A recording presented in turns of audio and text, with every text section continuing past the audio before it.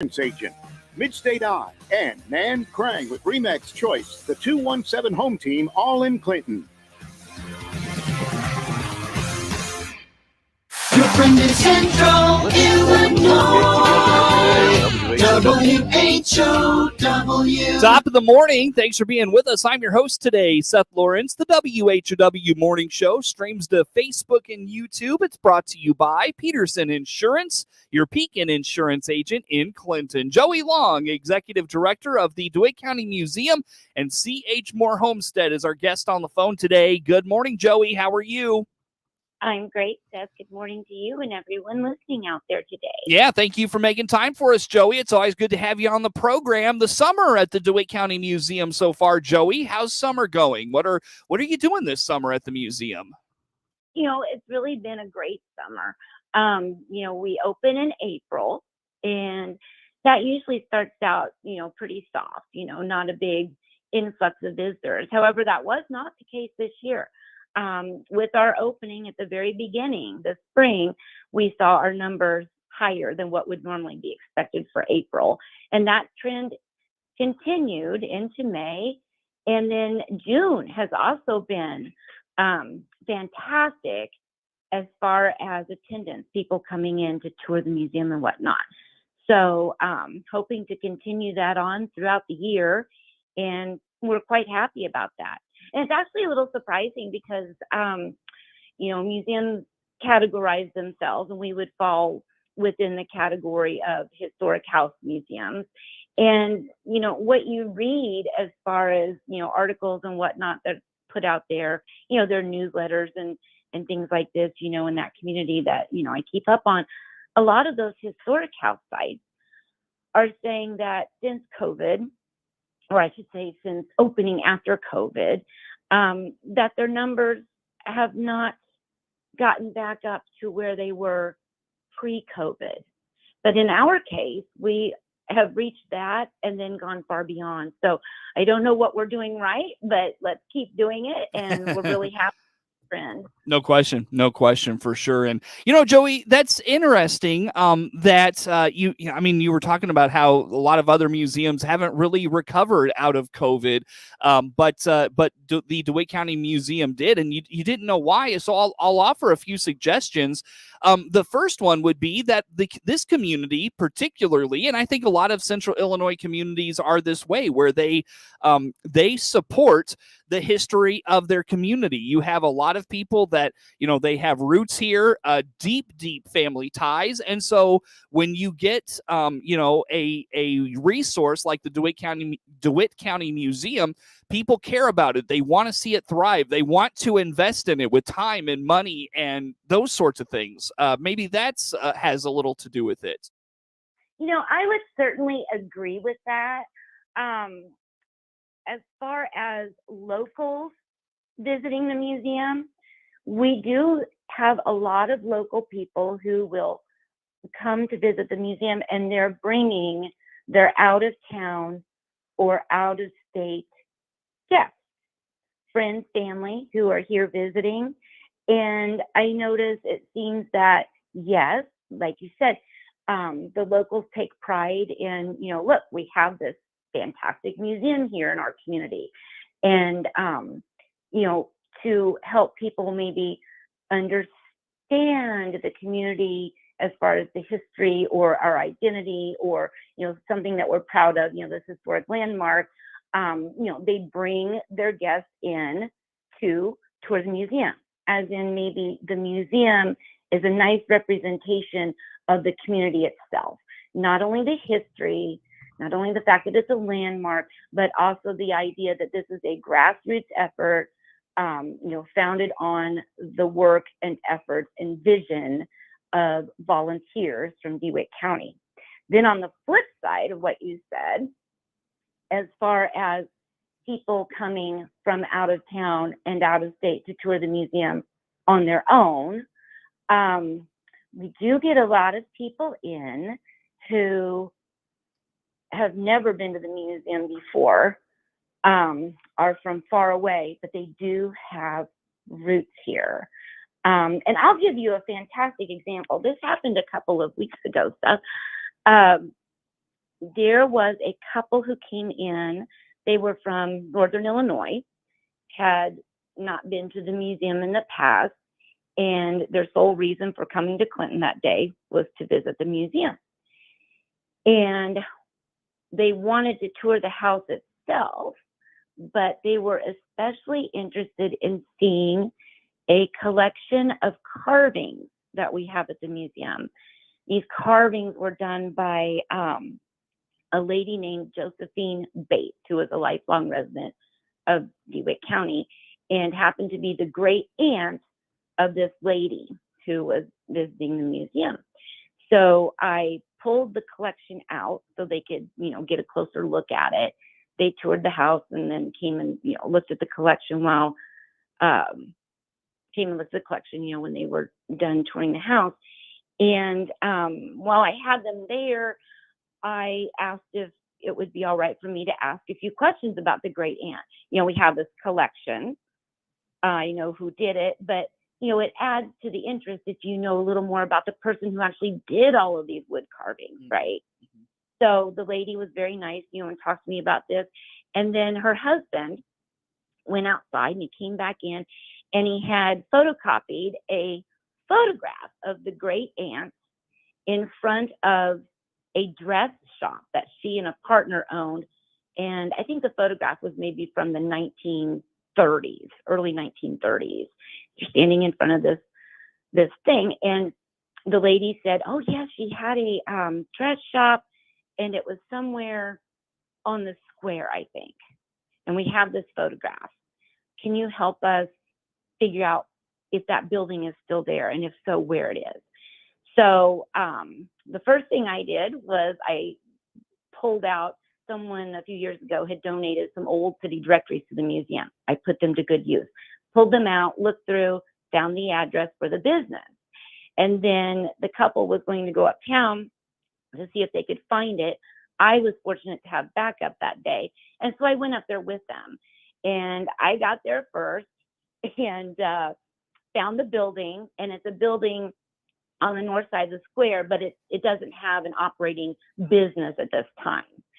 But I could see someone inside. And so I tapped on the window. This nice gentleman came to the door. I said who I was and explained why I was there and asked if it would be possible for this couple to be able to come step inside the building for a moment, to see, where her aunt had this store. So of course he was very gracious and, welcomed them in, and his mother was there as well. And it was a really nice thing to witness, to see these four people sitting in the actual building. And so, these people from out of town who knew the early history of the building and, stories about the woman herself who owned the building and lived in it for so many years, were sharing those stories with the lady who currently owns the building and resides in the building.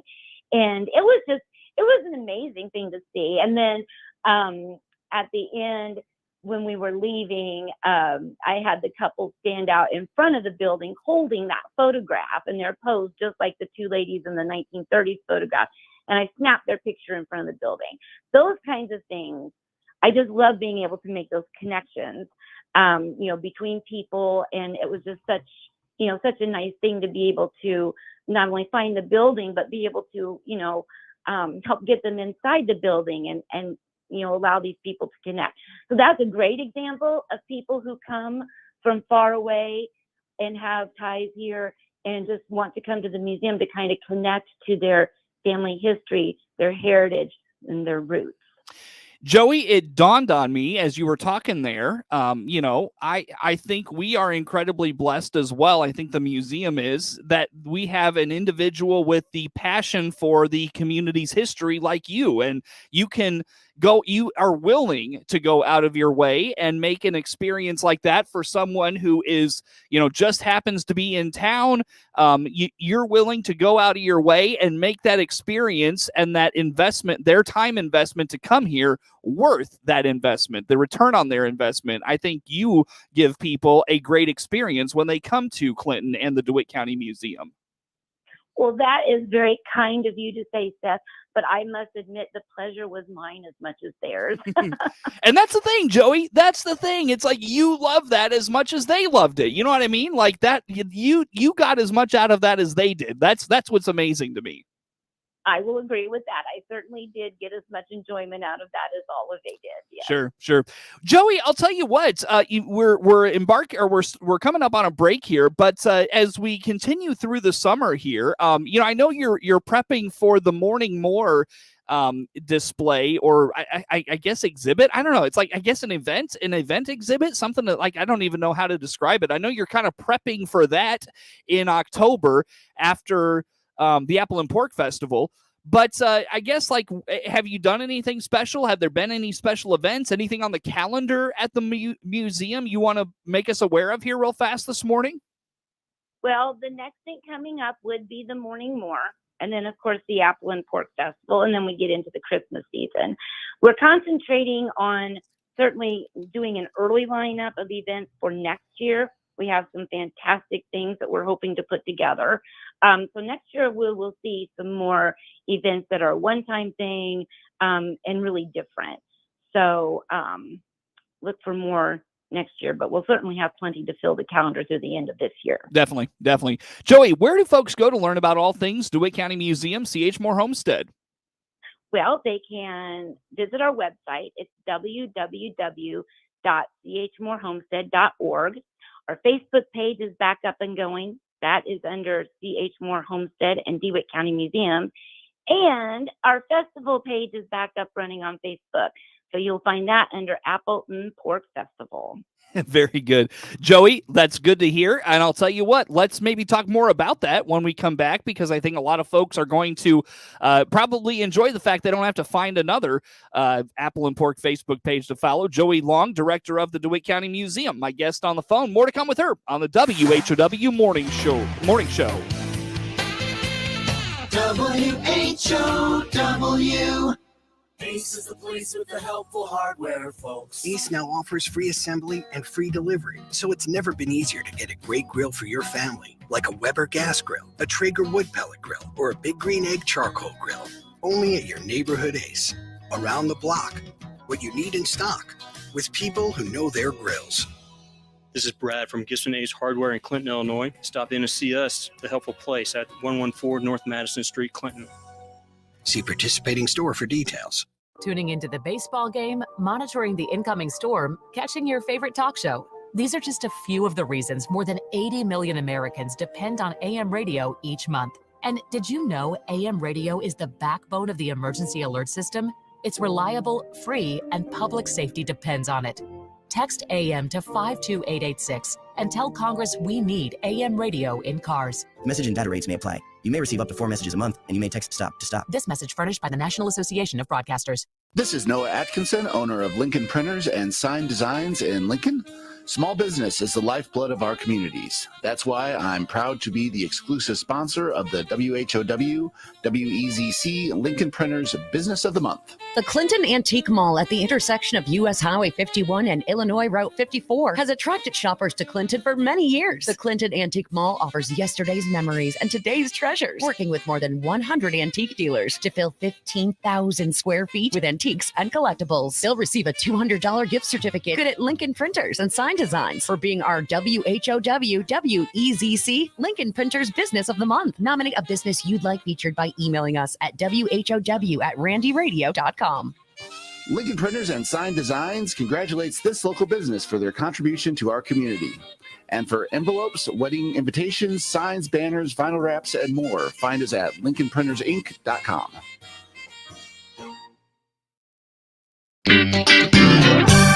Your friend in Central Illinois, WHOW. Once again, a good morning. Thanks for being with us. I'm your host today, Seth Lawrence, and the WHOW Morning Show streams to Facebook and YouTube, brought to you by Peterson Insurance, your Pekin Insurance agent in Clinton. My guest on this segment of the show is Joey Long, Executive Director of the DeWitt County Museum and C.H. Moore Homestead.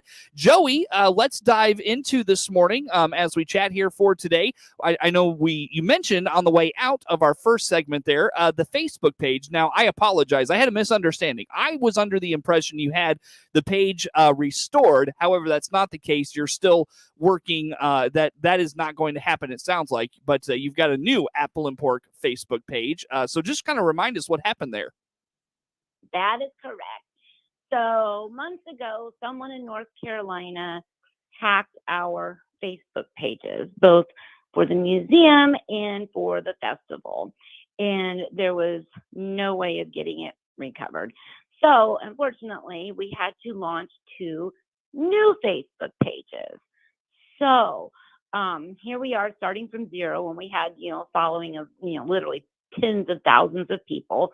So we're trying to reach people and let them know to look for the new pages that we launched and, be sure to help us get the word out there so that we can build our following once again. Mm-hmm. The museum page would be found under C.H. Moore Homestead and DeWitt County Museum.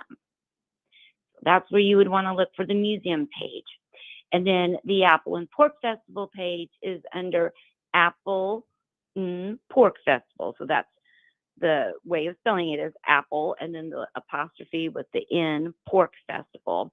The profile image for that one is our trademark little, the little cute little pig under the apple tree. And it's in red with a white background.